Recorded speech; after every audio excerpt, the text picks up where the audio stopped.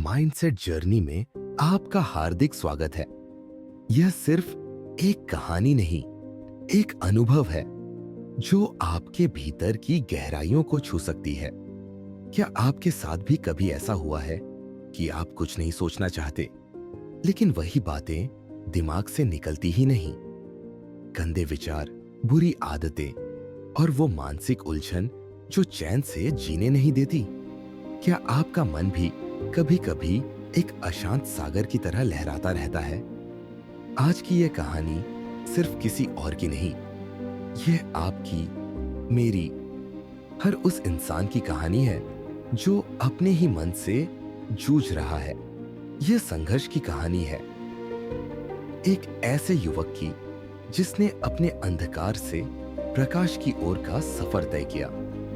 अगर आप भी मानसिक शांति की तलाश में हैं, तो यह कहानी आपके लिए ही है।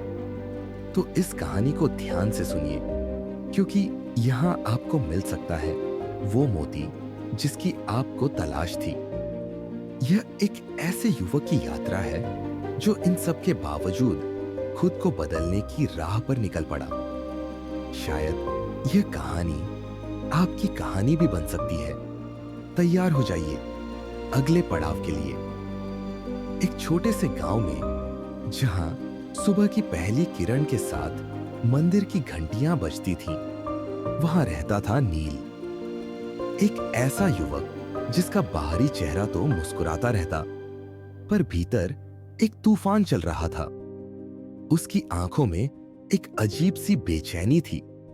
वह जानता था कि उसके माता-पिता, जिन्होंने अपना सब कुछ उस पर न्यौछावर कर दिया, आज उम्र के उस पड़ाव पर है जब उन्हें अपने बेटे पर गर्व होना चाहिए। पर नील के पास देने के लिए था सिर्फ पछतावा और वो कुंठा कि वह बार बार वही गलतियां दोहरा रहा है। एक शाम जब सूरज डूब रहा था और गांव की औरतें दीप जला रही थीं, नील तालाब किनारे बैठा अपने भविष्य को श्राप दे रहा था। तभी उसके कंधे पर एक हाथ पड़ा, गर्मजोशी से भरा। यह था उसका बचपन का दोस्त अर्जुन, जिसकी आंखों में एक अजीब सी चमक थी। भाई, मिल गया समाधान, अर्जुन ने उत्साह से कहा। कल जो भिक्षु आए थे ना, उन्होंने बताया ध्यान का राज्य। वो कहने लगे, जिसने अपने मन को जीत लिया, उसने सारा जग जीत लिया। नील की आंखों में एक क्षण के लिए आशा की चिंगारी दिखी। पर ध्यान है क्या भला, मैं तो एक जगह बैठ भी नहीं पाता।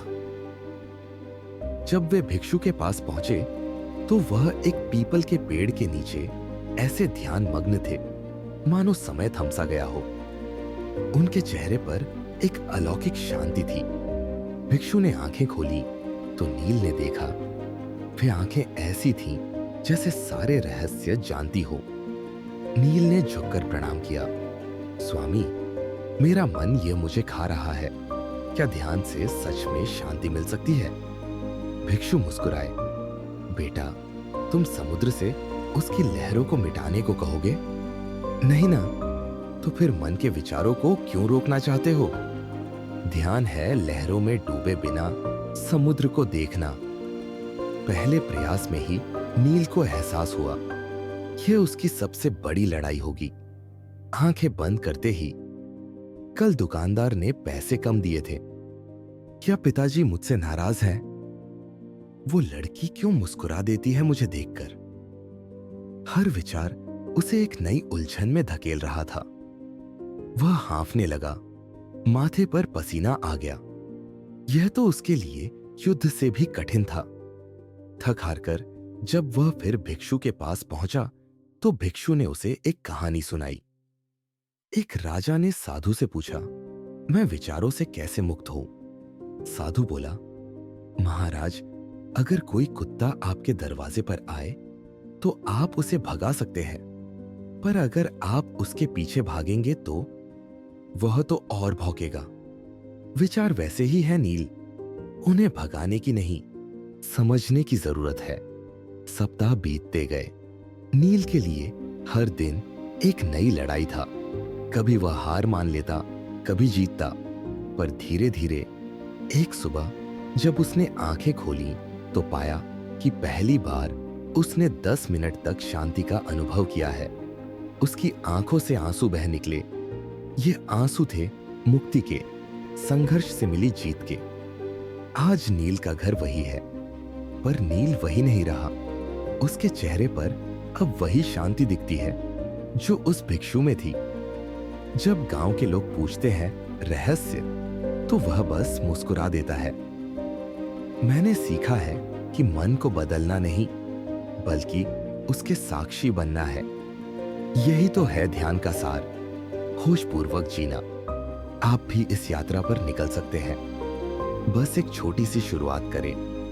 रोज सिर्फ 5 मिनट बैठें, बस सांसों को देखें, विचारों से लड़ें नहीं, उन्हें आते जाते देखें, धैर्य रखें। परिवर्तन समय लेता है।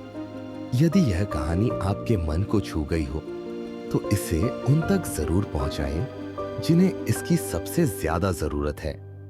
और हां, ऐसी ही ज्ञान की बातों के लिए इंस्पायर विजन को सब्सक्राइब करना न भूलें, क्योंकि जब एक मन बदलता है तो पूरी दुनिया बदल सकती है।